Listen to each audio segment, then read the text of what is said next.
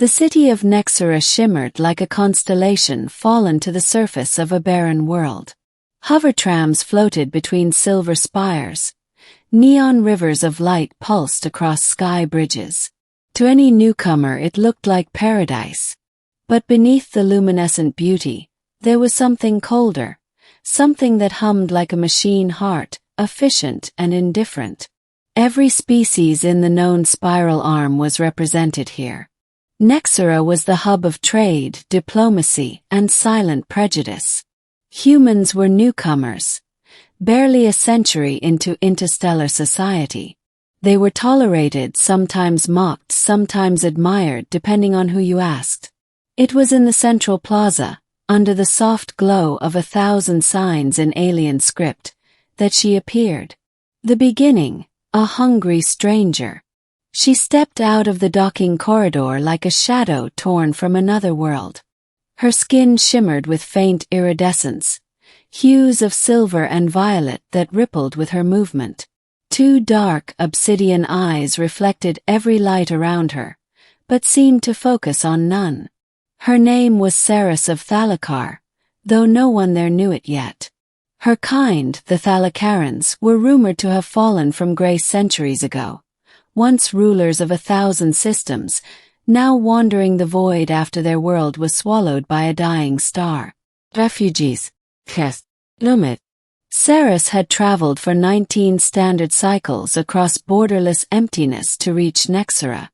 Her ship had been a rusted freight hauler that barely held together. She arrived with nothing but a travel token and a datapad full of letters she'd never send. The plaza bustled around her. Humans, Valari merchants, Andrinks traders with crystalline skin, and the occasional robotic courier darting through. At the plaza's center stood a towering food hub, circular in design, filled with hundreds of stalls serving everything from plasma-roasted meat to nutrient gels. Ceres's stomach twisted with hunger. She hadn't eaten a full meal in 3 days. She walked to the first stall she saw, a human vendor selling something that smelled faintly of cinnamon and fried oil. She placed her thin, 3-fingered hand on the counter. "How much?" she asked, her voice soft but resonant, the accent strange to local ears. The vendor, a burly man with an apron stained by grease, looked up and froze. Sorry we don't serve, your kind." His tone was awkward, his eyes darting away. "My credits are valid," Ceres said, lifting her datapad. "Universal tender, verified by." "I said we don't serve your kind," he snapped louder, now aware of the watching crowd. A ripple of laughter moved through the line. Someone muttered, "Thalakkar trash." Another chuckled, "Maybe she eats starlight instead." Ceres stepped back, her throat tight. She turned to another stall, then another, only to be met with the same words. Polite refusal at best, mocking laughter at worst. Her hunger deepened, but so did her isolation. Her kind were myths to some, monsters to others. At the far edge of the plaza, she finally stopped. Around her, the laughter still echoed. She closed her eyes and tried to remember the taste of home, the ocean fruits of Thalakkar Prime, the scent of glowing salt bloom. But even memory felt like ash. The middle, the invitation. That was when he noticed her. Elias Carver, human, 32 years old. He was a maintenance engineer at the lower decks of Nexera Station, a nobody in the grand hierarchy of species. But he had a habit. He always ate lunch at the same spot, at the same hour, watching the crowd pass by like waves in an endless sea. He saw the laughter first, the way people turned, pointed, whispered. Then he saw her, tall, slender, proud despite her shaking hands. Something in her expression caught him, something raw, defiant, and quietly breaking. He rose from his table and walked toward her. "You look like you could use a seat," he said gently. Ceres turned, startled. "You are speaking to me?" "Well, yeah. You're standing in front of me. He smiled, a small, awkward human smile that seemed to disarm her just a little. Sit. Food's decent, I promise. She hesitated. They will not serve me. Then I'll order for you, he said. They serve me. The simplicity of his words seemed impossible. In Nexera, lines between species were invisible walls. Always there, always unspoken. Yet he acted as if none of it mattered. He sat. When the server came, Elias ordered 2 bowls of synth stew and a pair of protein loaves. The server raised an eyebrow but said nothing, perhaps because Elias was human, perhaps because he'd seen worse. When the food arrived, Sarah simply stared at it, steam curling into the air, the scent rich and foreign. You can eat, right? Elias asked, half joking. Yes, she said softly. I have not been invited to a table in many years. He said nothing for a while. They ate in silence. Stories across the table. It was Elias who broke the quiet first. So, he said, where are you from? She looked down at her bowl. Nowhere. Once I was from Thalakkar Prime. It burned. He blinked. I heard about that. The supernova. Yes, she said. We fled the system. Not all survived. Those who did became wanderers, traders, beggars. I came here because they said Nexera accepts everyone. Elias laughed bitterly. They accept your money. The rest's just propaganda. She tilted her head. You sound as though you do not belong either. I don't, not really. Humans aren't exactly top-tier citizens here. We're tolerated mostly because we work cheap. Her lips curved faintly. Then perhaps we are both misplaced. He chuckled. Guess so. The conversation deepened. Saris told him of her people's migration. How they lived aboard great generational ships that drifted between systems, scavenging what they could. Elias told her about Earth, the blue planet most people in Nexera dismissed as primitive. Hours passed unnoticed. Around them the crowd thinned. The neon signs began to dim as evening settled. A city of shadows. When the plaza emptied, a group of young Valerie, sleek, gold-skinned, their eyes like mirrored glass, approached.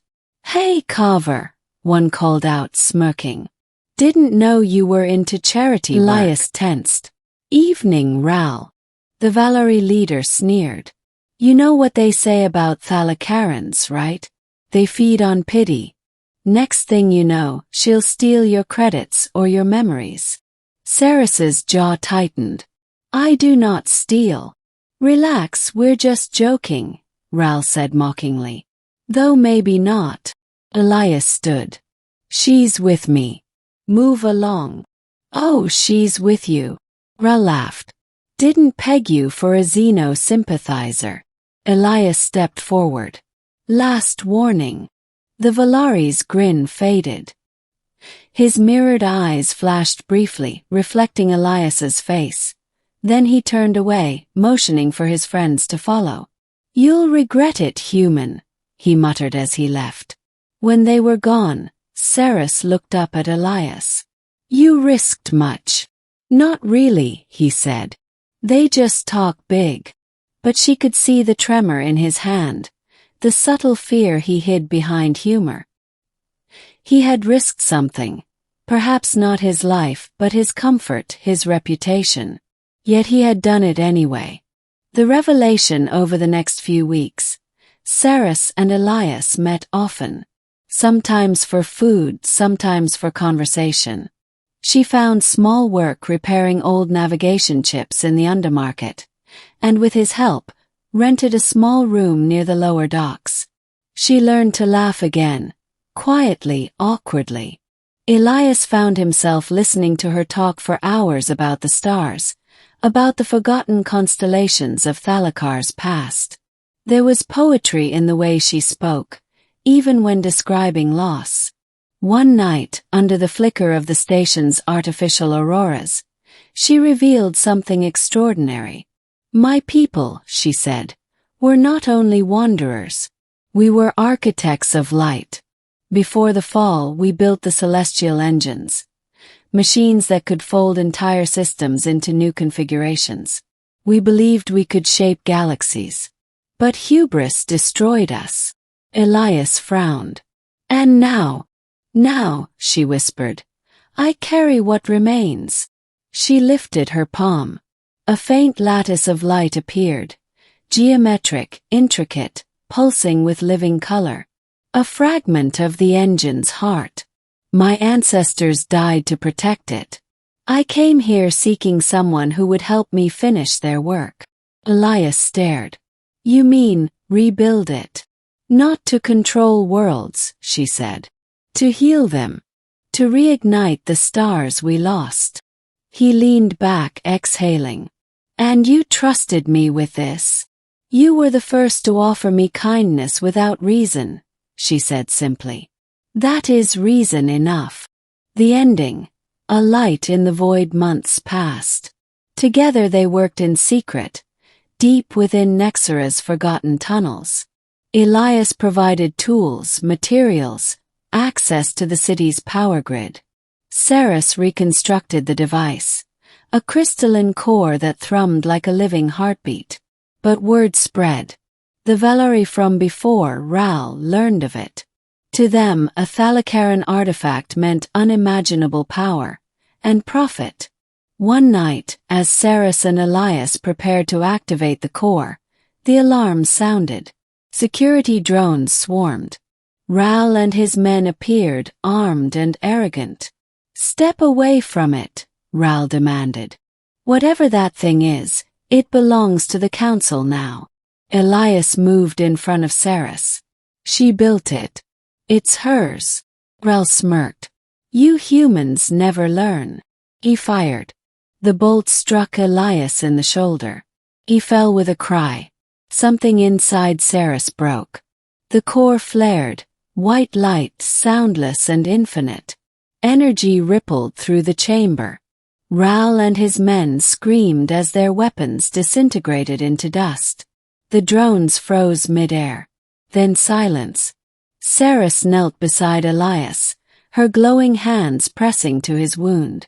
"Stay," she whispered. "Please." He managed a faint smile. "Guess you really are full of light." She wept, not with tears, but with ripples of luminous color that cascaded across her skin. The light from her palms sealed his wound, knitting flesh and metal. When it was over, the chamber was still. The core hovered in the air, pulsing gently. "What now?" Elias asked weakly. Ceres looked up at it, her eyes shimmering. "Now it waits. The engine will seek a dying star and rekindle it. My people will have a home again." He took her hand. "And you?" "I will go with it," she said. "It needs a living link. A Thalacaran heart." He shook his head. "You don't have to. I do," she said softly. "But thank you for offering me a seat at your table." He wanted to argue, but the light grew brighter, surrounding her, wrapping her in warmth. She smiled one last time before dissolving into radiance. When the light faded, she was gone. The chamber was empty, except for the soft hum of the core, now ascending through the ceiling, vanishing into the stars. Epilogue. Years later, travelers across the spiral arm spoke of a miracle. A dead system, Thalakar's ashes, had reignited. A newborn sun burned where darkness had reigned for centuries. Planets thawed. Life stirred. On Nexara, Elias Carver sat once more in the plaza where he had first seen her. Beside him he placed 2 bowls of synth stew. He looked up at the stars and smiled. "Enjoy your meal, Ceres," he whispered. And for just a moment, far above, a single star flickered, as if laughing softly back.